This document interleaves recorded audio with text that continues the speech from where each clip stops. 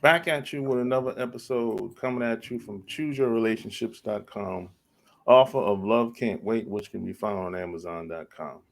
So today I have a special guest. He's an award winning, internationally known speaker, author, professor, certified man builder who helps men win at what matters most.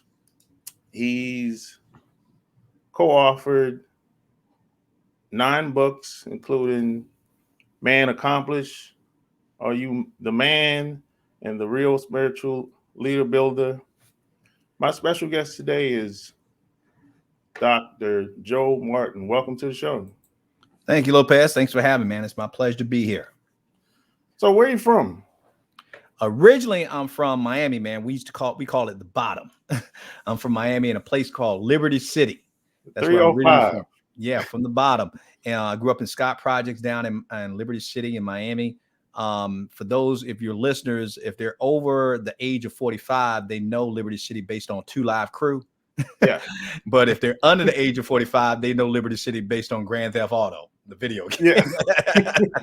Yeah. And so, but no, that's where I'm from originally. Then I lived throughout Florida pretty much most of my life when I went to school and did my undergrad, graduate school, and postgraduate education.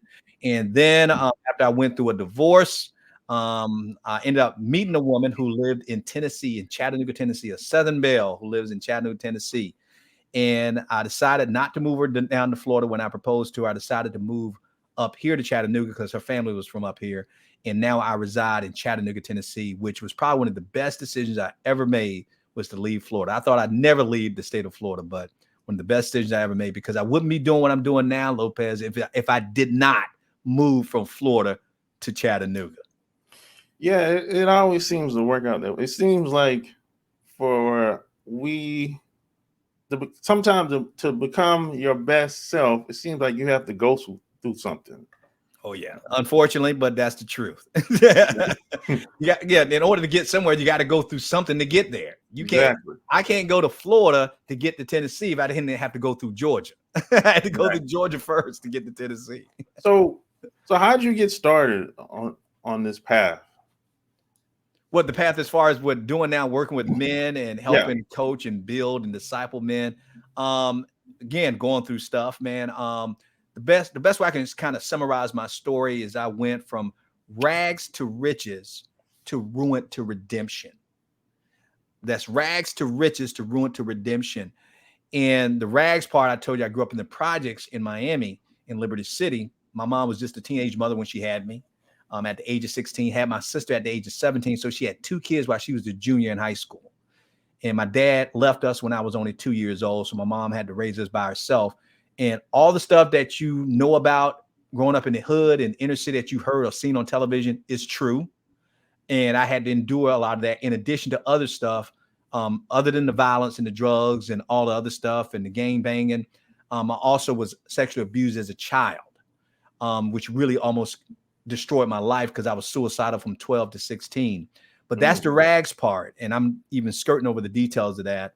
But the richest part came, well, I didn't have Jay-Z money, but I went from growing up in the hood to buying my first house when I was a senior in college, graduate top of my class out of 10,000 students on a predominantly white campus where I went to school for my undergrad. A year after I graduated, I moved my mom out of the projects, out of Scott Projects. I became the youngest professor ever hired to teach in the state of Florida at the age of 24. Started my first business, a clothing store at the age of 22. Worked for the Florida governor's office as a communications director at the age of 26. Had my PhD by the time I was 28. Had written at that time 2 books before I reached the age of 30. And so that was the richest part. I didn't have Jay-Z money, but I felt rich based on where I started. And I had achieved all of that by the time of age of 30, but I lost it all by the time I reached the age of 40. So that was the ruin part. So I went from rags to riches to ruin because I ended up having a porn and sex addiction that ruined a 16-year marriage, that destroyed my life, my family, lost my wealth, risked my health. It's by the grace of God I don't have some type of, I don't have AIDS or something, but lost all of that by the time I reached the age of 40. And then the redemption part, you asked, how did I get into this? It was the redemption part. You're talking to me now in the redemption phase of my life, is that I met a man I met a man in my late 30s who kind of turned my life upside down because he modeled a different side of manhood I never saw before. I always thought manhood was defined by what I call the Asians. And what I mean by the Asians, you know what I'm talking about, Lopez. You're talking about the Asians. What do you do for a living? Your occupation. Yeah. How much money do you make? Compensation. How many women can you get with? Reputation. Are you following me? Education. How many degrees do you have and where did you go to school? And intimidation. How much power? How can I make you fear me? How much strength do I have? So I thought that was manhood, and that's why I lost it all. Yeah. But when I met this man, his focus wasn't on the Asians. It was on other Asians that I did not know about. Start with maturation, about being spiritually and mentally mature. Communication, knowing how to connect with people on an emotional and spiritual and a mental level. It was about salvation, something bigger than me. And also motivation. God doesn't have anything against us being motivated. It's what's motivating you. And for me, it was getting paid, especially coming from the hood. It's getting paid and making that dollar. And I realized nothing's wrong with making money until the money makes you into something that you never wanted it to make you, which was a monster to me, because the stuff I used to do, man, I couldn't imagine that I would ever do some of those things I did to my ex-wife and to all the women that I was with. And so here I am so that I meet this man who just turns me upside down. And I'm thinking, wow, I never knew this about manhood. And probably about a few years into our relationship, I asked him, I said, what could I ever do to repay you for what you've done for me? Because, man, you've changed my life. Because I got remarried. I got all the stuff that I lost was restored back to me and everything. And he told me, he said, Joe, you only got to do one thing for me. I said, what's that? He says, go make disciples. Go do what I did for you. Yeah. Go do it for other people. And now he didn't know I was going to take it to this extreme. He thought, okay, he's going to help a guy at his job. You know what I mean? He'll help his family. He didn't know that I was going to launch an organization that is worldwide and that is global, that is training up men to teach men how to be real men and do it God's way. He didn't know I was going to do that. He didn't know I was going to launch a podcast that's now the top rated podcast in the world for Christian men on Apple Podcasts. He didn't know that I was going to build networks with men all over the country and other countries that we reach over men in 136 countries. He didn't know I was going to speak all over the country to men's groups and conferences, teaching men how to be better husbands, fathers, and leaders. And so he's one of the biggest supporters. He's still my spiritual father. And you can imagine he's more proud of me than my own dad. He just can't believe that, wow, this one dude I helped out is doing all of this. And so I wouldn't be on this show with you today if it wasn't for him. So that's how I got here. Man, that sounds like a journey, man. So what made you, I guess, kind of say, hey, what made you believe you could pay it forward? Well, that's a good question, because it's easy to say that when I was in the hood, and when I got out of the hood, of course I needed to, because I made it out. But when I got to this stage, it's a good question, because after I was, quote, redeemed, this redemption part, I didn't think about, really going to helping, because I was thinking, who's going to listen to me? It's not like I had a failed marriage. You follow me? I blew all my wealth, and I was a porn and sex addict. Who wants to learn from me? Little did I know. He said, what made me decide to pay when I realized there were other guys who were telling me, me too. And when there were guys telling me that, man, bro, you don't have to be ashamed. Man, that's my story. I can't believe you have enough courage to tell somebody. And as I started telling one person, and I realized that the tears that I had cried prior to meeting them was now becoming their medicine, that's when I was like, wait a minute. So there's a reason why I went through all that? You know what I'm saying? I can actually help somebody else who's going through that. And when I saw that it was being a blessing to them, it was like another drug. I wanted to do more of it. And I wanted to help more people. I didn't know it was going to expand into this, but I just started one at a time, helping one person, especially when I started opening up my mouth about being sexually abused as a child. One out of every 6 men are abused sexually as children. I don't hear 1 out of every 6 men talking about it. Yeah, you raise it. I don't hear everybody talking about it. So what? I'm the only one? No, I'm not the only one. What it is, Lopez, nobody's talking about it. So when I started talking about it, guess what I noticed? Other men started opening up and talking about it. And then more men start talking about it. And I said, wait a minute. That's why, in other words, I didn't make a conscious effort to pay it forward. If after Howard told me to, help other people, I just helped one person at a time. And then what I knew that those men started multiplying and it started growing and growing and growing, especially when I decided to put it in a book and start writing about it. Then more people started telling me their stories. Then more people said, man, I want to share my story with you, Joe. Can I come on your podcast to share my story? And then it just got bigger and bigger and bigger. And it's grown to what it's grown to today. And it only keeps getting bigger. So I don't know how big we're going to go, but I'm just going along for the ride. So it was more so I was seeing other people being set free and being bondage, being broken, because that's what kills us. What happened to us doesn't kill us. It's the silence that kills us. Yeah. Because we're suppressing it. And whatever you suppress oppresses you. And so I was being oppressed by my secrecy and my silence. My wife, who I had cheated on, I was a serial adulterer. I've known her for 20 years. Never told her I was abused. Oh, man. Never told her I was suicidal from 12 to 16. Never told her that I lost 6 of my friends to murder. I just felt she didn't see it. She doesn't need to know about it. I'm all right. I'm okay. I can outrun it. And what I found out is that you trying to outrun your past and not talk about it is like putting a beach ball down underwater. You ever try to put a beach ball in a pool underwater? Yeah. And you can hold it down and you feel good that you're holding it down until that sucker pops back up. And the more you push it down, the higher it pops up. So imagine your secrets, your struggles, your scars, you're pushing down that deep. What's going to happen when it slips out? Explode. It's going to explode out. And everybody's like, whoa, where did that come from? And that's what it was with me. People were shocked when they found out all the secrets that I had hidden and all the stuff that I went through my past. And to my ex-wife, man, she didn't deserve that. You don't go through that kind of trauma and then not tell somebody. I told you more in the last few minutes than she knew in the 20 years we were married.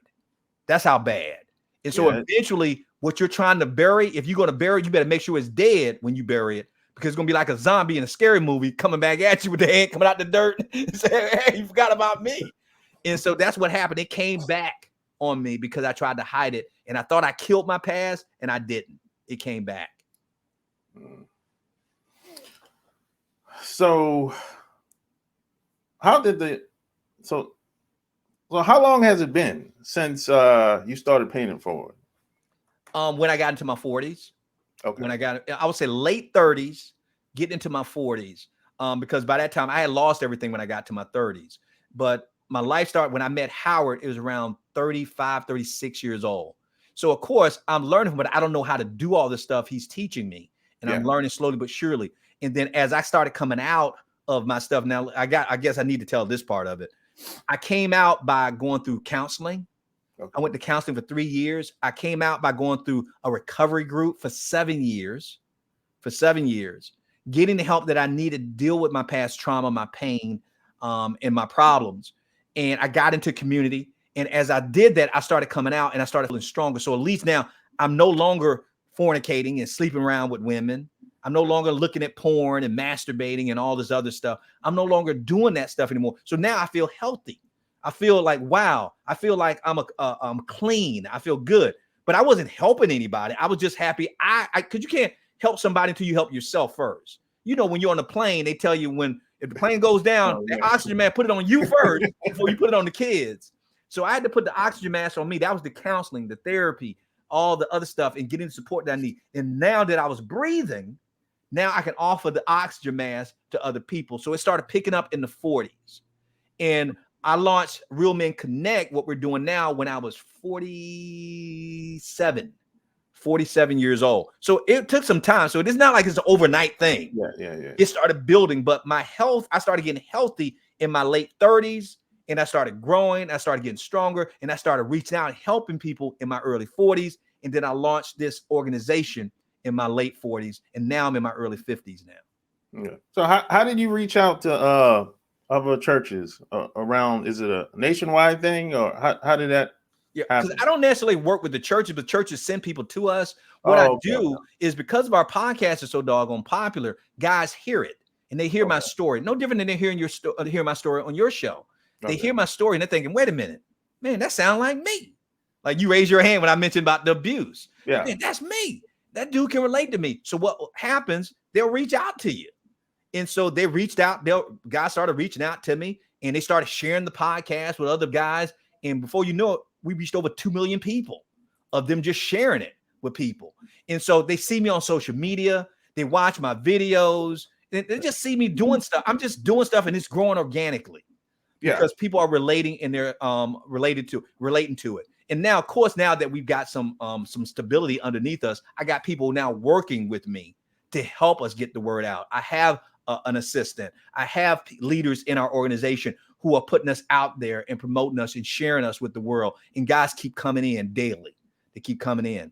And the more guys come in and the more they get help, they tell other people. The same thing Howard told me to do, go make disciples.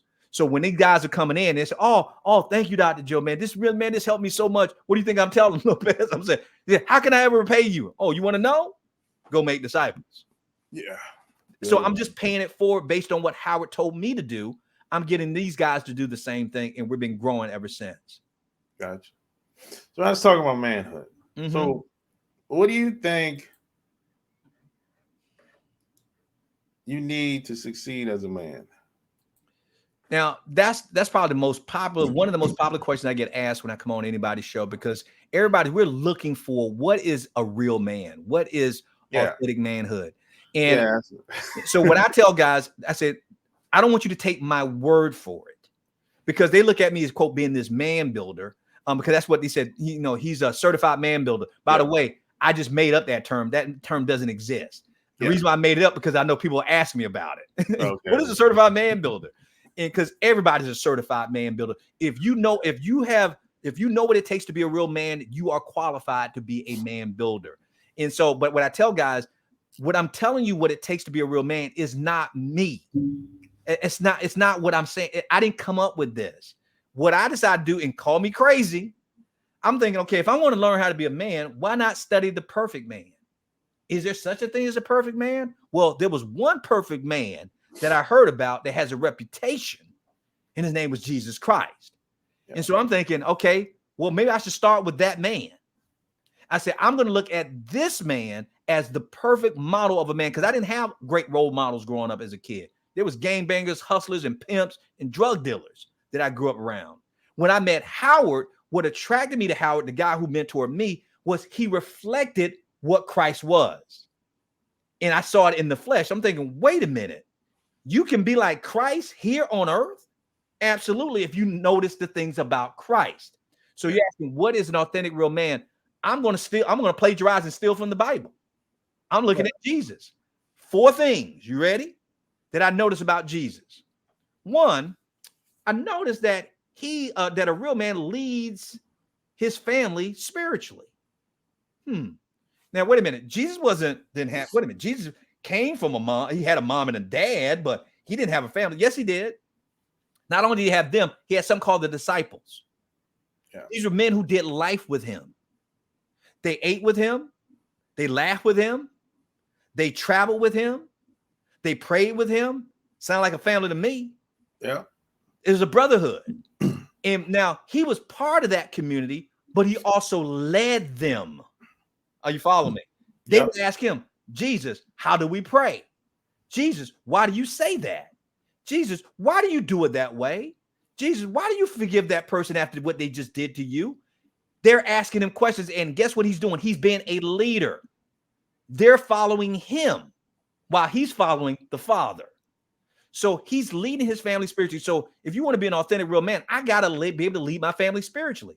Guess what I knew how to lead? I know how to lead you in making money. I know how to lead you into being a business owner. I know how to lead you to paying off your debts. And that's good. Yeah. But guess what? My wife wants more than that. Yep. My children demand more than that, than me just buying them nice toys and doing all this other stuff. So a real man leads his family spiritually. Here's the second thing that Jesus did. He loved and served others sacrificially. See, I wasn't taught that as a man. I wasn't taught how to spiritually lead a family when I was growing up in the hood.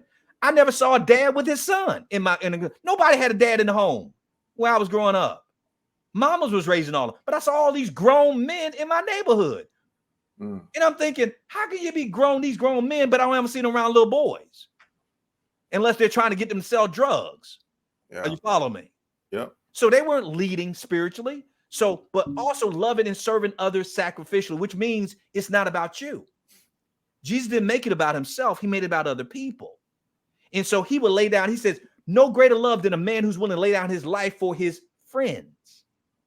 So how much more am I supposed to lay down my life for my wife, for my children, for my brothers? It's not about what I can get, but what can I give? And we live in a society, and you know this, that when people come up to us and they're nice to us, we keep thinking, what do they want? Because we're used to people trying to see what they can get. Yeah. But when you mean an authentic brother who is like, man, dude, what can I do to serve you? What can I do to support you? How can I help you reach your dreams, your goals? How can I help you become a better man, a better husband, better father? You're like, whoa, I like this brother. Because when we're around people who elevate us, we love being around those people, but we get scared about those people who are trying to bring us down. Yeah. And so a person who loves and serves others sacrificially is trying to elevate you. They're trying to bring you up. If you and I gonna hang out, man, if I'm not making you a better brother, why are you hanging around me? Yeah. What benefit do I have to you if I'm not raising you up and lifting you up? And I hung around and I found out that the people you hang around predict your future. Yep. Whether now they can love you to death, but they can also love you to death. Yeah. By not bringing you up. And so Oh, yeah. a real man loves and serves others sacrificially. Here's the third thing that I noticed about Jesus. He was a man, he leaves a legacy. He was a man of legacy. Think about this. Jesus died over 2,000 years ago. We're still talking about him. That's a legacy man. See, there's people who would die and all they would talk about is the money they left behind or the debt that they left behind. I don't want people talking about the houses and the cars I left behind when I die. I don't want my kids talking about that. You know what I want my kids talking about and talking to their grandkids and their great grandkids about? Let me tell you the kind of man your great grandfather was. This man was full of faith. This man led others spiritually. Man, this man served others sacrificially. Man, look at the impact he made while he was living here. Yeah. See, that's a legacy man. If all Jay-Z leaves behind is Rockefeller Records and his money, he failed as a man. Yeah, he failed. Yeah. He's already failed because you can Yep. spend money. Yeah. But man, I want my great grandkids asking about me who I never met. Because if Jesus can do it, guess what? We can do it too. Because I give you an example. I never met any of my grandmothers. No. Both of my grandmothers died before I was even born. Wow. My mom's mom died when she was 12. And my dad's mom died when he was 16 years old. Now, check this out. Now, both my mom passed away 2 years ago. And this is no slight on my mom's grandmother. She never talked about her. Never heard anything about what kind of woman my grandmother was on my mom's side. Guess who I keep hearing about a lot on my dad's side? His mama. I ain't never met this woman. All I know is they keep bragging about this doggone woman. And she was broke. Okay. She had no money. But they talk about her. It's like they're esteeming her. Yep. My dad, who's now back in my life, gave me one of the greatest compliments. He says, "You remind me of my mother." I ain't never met his mother. I said, "What do you mean?" He says, "Man, she loved God. And man, she always would pray over us, man." And I'm thinking, my dad doesn't give compliments. My dad, you know how long it took my dad to even tell me he loved me. But he told me, but in a back comment, he told me, "You remind me of my mother." That's a compliment. And everybody in his family talks about his mom. How come they don't talk about my mom's mom? I don't know. But whatever it is, she didn't leave the right legacy. But my dad's mom left the right legacy. So Jesus has left a legacy. So if I'm going to be a real man, I got to ask myself every day, what will my kids remember about me most? What will my wife remember about me most? What will my friends remember about me most? Now that I've done your podcast, what will they remember about me most? How much I achieved or the impact I made on their lives? Something that I said. Yeah. Something that I sacrificed. Something I was willing to open up about. So a real man leaves a legacy. And here's the last one. And this is the reason why we struggled with manhood. Jesus did this. Now you'll see why Howard was so attractive to him. What I asked Howard, I said, Howard, what can I do to repay you? What did he say? Go make disciples. Yeah. Guess what a real man does? He teaches other men how to lead his family spiritually, how to love and serve others sacrificially, how to leave an eternal legacy. Now you see why I was attracted to Howard, because he was walking this out, and I missed it when he said, "Here, you want to do something for me? Go ahead and pay it forward." Yeah. Because that's what real men do. Real men don't take it to the grave with them. They raise up the next generation of men. And so a real man does those 4 things that Jesus did perfectly. Perfectly. I'm a long way from being perfect, but Jesus set the bar. See, so when I'm trying to be a real man, I don't use any man as my measuring stick. I use Jesus as a perfect example. I will always fall short of it, but guess what? If I can get close to that, I lived a pretty good life. Yeah. A pretty good life. I just wish I would have learned this in my 20s into my 30s, and I'll be rich right now. But it's better late than never. That's what they say, man. You know. Hey, speaking of your dad, when did you meet your dad? You say he came. He came back in my life when I was a young adult. I was starting college. He came back into my life, and it was so funny because I hated him growing up because he wasn't there. Yeah. You know, we lived. I mean, man, we were starving, man. I mean, we didn't eat. And this brother never paid a dime of child support, never checked on us, never sent a birthday card, a birthday wish, a Christmas card, nothing. And so he came back into my life, and I didn't want to see him. Didn't want to be in it. Didn't want, you know, like, what I got to talk to this dude about? But he mentioned that I had a brother who, now I grew up with a sister. So I never had a brother. And if you ever grow up with a sister, they get on your nerves when they're young, close to your age. Yeah. You know? And so I was wondering, man, it'd be cool to have a brother. So I was curious about meeting my brother. That's the only reason I ever decided to meet with my dad. I wanted to meet my brother, who's like 4 or 5 years younger than me. Okay. And so I met him and I got to meet my dad. And guess what I found out when I met my dad? I didn't like him. And I was actually thankful he was not in my life, because he was what the world would consider successful, but he was hard on you. I mean, negative, verbally abusive. You know, you can never please him. And he didn't show a lot of love. But there was still that part of me that still wanted his approval. Yeah. And I don't know why we as men, don't matter how bad our dads treat us, we still want the approval, because I think God put it in us to want approval of another man. But this man made my life a nightmare when he came back into my life. It wasn't that what he did, it was how he treated me. Yeah. And I'm thinking, dude, you weren't with me my whole life, and this is how you treat me? And my brother was looking at me like, dude, you were lucky not to grow up with him. Are you following me? He said, dude, you were blessed. And I got it. And I understood, because there's one thing to have physical abuse. They're just wounds. Yeah. They'll heal. But when somebody verbally gets you and they hit your heart, you don't forget that stuff. That stuff, man, you remember that stuff. I can remember stuff my dad used to say to me that hit me to the core. And if I told him today, which we have a good relationship now, but if I told him today, you know what he would tell me? I don't remember saying that. I don't remember saying that. No, you said it. No, you said it. You got selective amnesia. Right? I said, but a son doesn't forget the stuff his dad says that tears him down. Yeah. Are you following me? Yeah. And I won't even repeat some of the stuff he said to me, because you won't believe I have a relationship with him today. If you say, he said what? Yes. Yeah. My dad would never put a hand on me. But boy, his words would hit me to the core. But he came back into my life, and over time, I learned that I had to forgive him. I had to forgive him. And also, I had to have him ask him to forgive me. And everybody said, Joey, forgive you for what? The anger and the bitterness and the resentment that I held towards him. Yeah. See, what Howard taught me as a real man is a real man doesn't forgive because they ask for it. A real man gives because they need it. And because you need it so you can heal. Yeah. Jesus did that. He says to love your enemies, forgive your enemies, pray for your enemies. And I wasn't doing that for my dad. And so what did I start doing? I asked my dad to forgive me for the anger and bitterness I held towards him. He never has asked me for forgiveness, but I forgave him, and I asked him to forgive me. And get what I found out over time as I continued to love him in spite of who he was.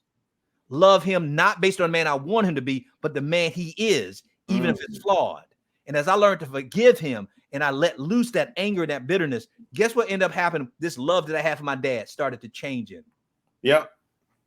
And whether he saw it or not, I saw his heart soften because he couldn't understand why everybody was still hating him, but I wasn't. Yep. He hadn't asked me for forgiveness. He hasn't treated me right. Why is Joe still loving on me? Why is he still checking in on me? Because I would call him. He never calls me. I would call to check on him. You know how easy it is for me to just ignore him? I got a lot of friends. I don't need another. I got spiritual fathers. I don't need a dad. Yeah.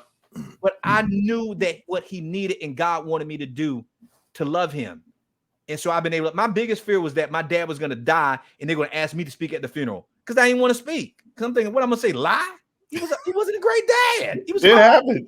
You know what? That happens. Yeah. So that was my fear. But now I can tell you, I'm telling you the truth, Lopez. I can tell you right now, if my dad died today, I could speak at his funeral and feel good about it. Yeah. Because he's still not the man I want him to be, but he's not the man he used to be.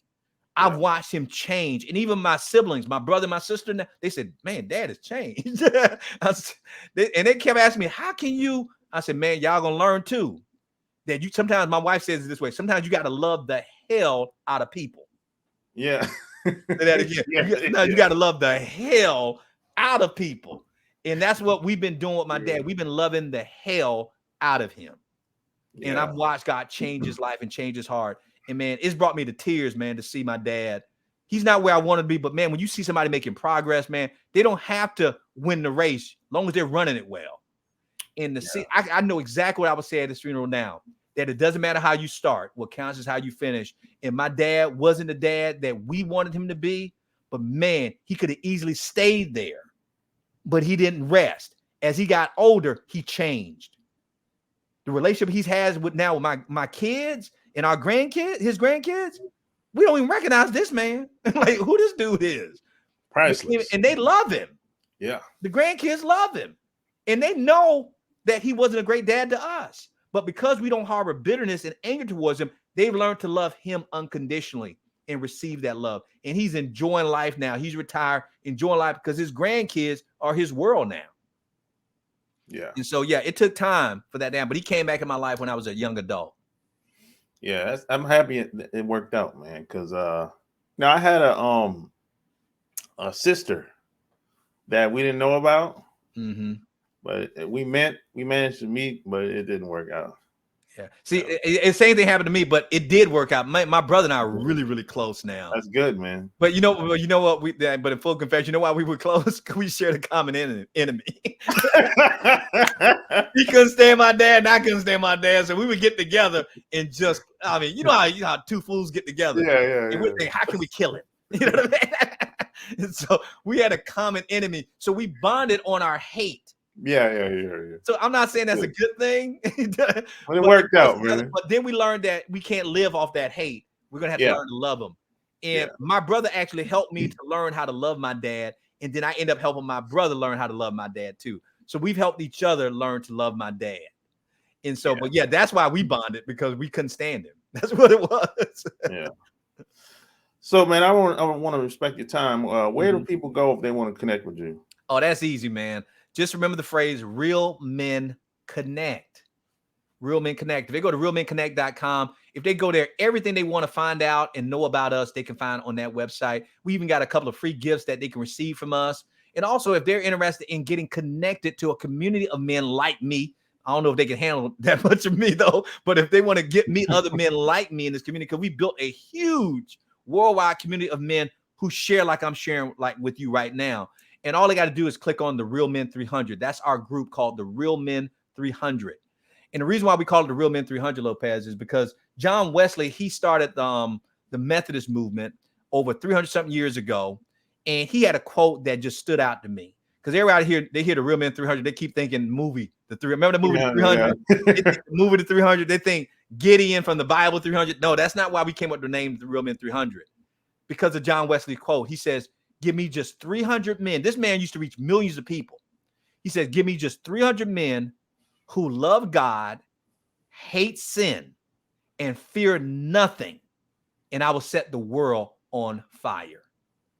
So that became our mission statement for Real Men Connect, that I am on a mission to find 300 men who love God, hate sin, and fear nothing. And we're going to set the world on fire. Now, here's the thing. We have hundreds of men. We've had more than 300, and we've lost more than 300. It's going to be hard to find the 300 guys I'm looking. I'm looking for 300 Joe Martins, 300 Howards. Are you following me? And so they come and go, but the real 300 are going to stick, stand, and stay, because even Jesus didn't keep all 12 of them. He lost Judas. Yep. And so you're going to lose a few in order to get the ones you need. So we're going through thousands of men so we can find that 300. So if a guy out there who's listening to this and he thinks that he believes he is one of those 300 or wants to be one of those 300, all you got to just click on the button that says Real Men 300. But realmenconnect.com is the place to go. Like, share the episode. The link will be found in the show notes. Tell me what you think below. And I appreciate if you left me a review on iTunes. Until next time, we out. Peace.